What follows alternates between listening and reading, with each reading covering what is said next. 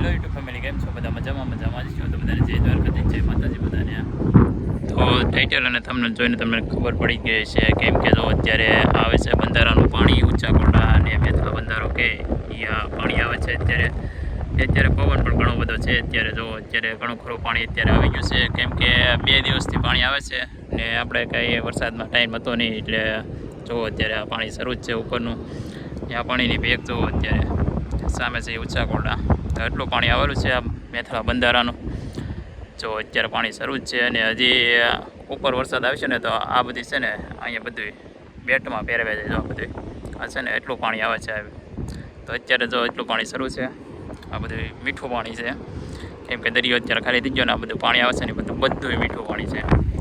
અત્યારે જો કેટલું બધું પબ્લિક જોવા આવેલું છે અહીંયા.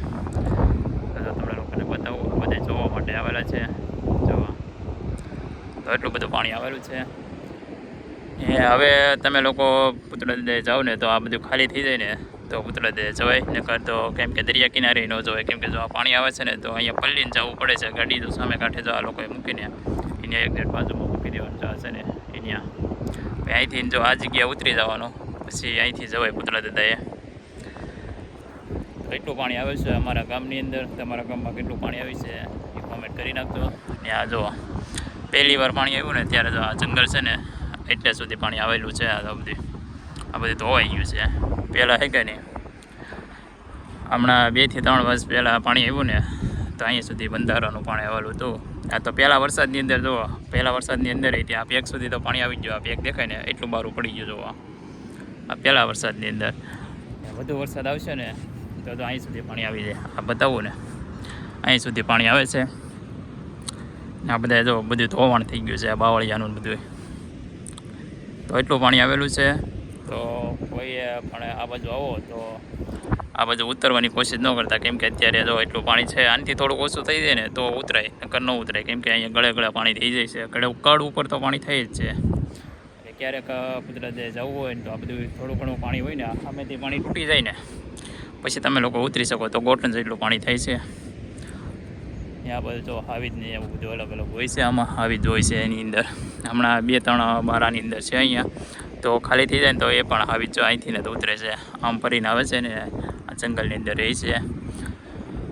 આવું બધું છે. ત્યાં ઊંચા કોરડાના દર્શન કરી લેજો બધા. સામે છે એ ઊંચા કોરડા છે. તો કમેન્ટમાં જય ચામુંડમાં લખતા જજો.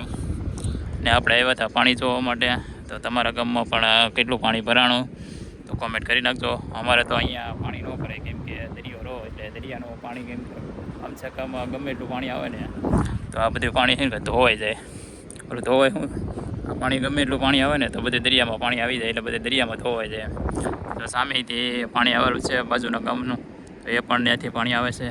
ને આ બધું પાણી છે ને એ ઘણા ખરા ગામની અંદરથી પાણી આવે છે. બગડાણાથી બધી અલગ જગ્યાએથી પાણી આવે છે. એ બધું પાણી અહીંયા આવે છે દરિયા કિનારે.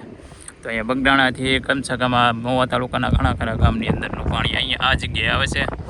ને એક અમારા ગામમાં આવે છે ઊંચા કોરડા, એ આપણે માળવાનું ને એ બધું ઘણું ખરું પાણી આવે છે.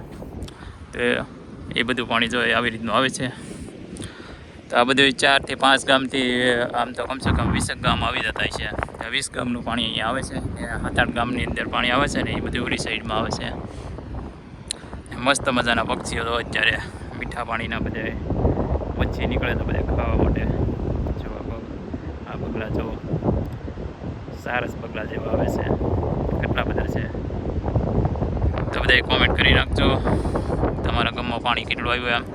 ને વિડીયોની અંદર પહેલી વાર આવ્યો તો લાઈક, શેર અને સબસ્ક્રાઈબ કરતા જજો આવી નવી અપડેટ જોવા માટે. ને આપણે આજે જવાનું છે બગડાણા.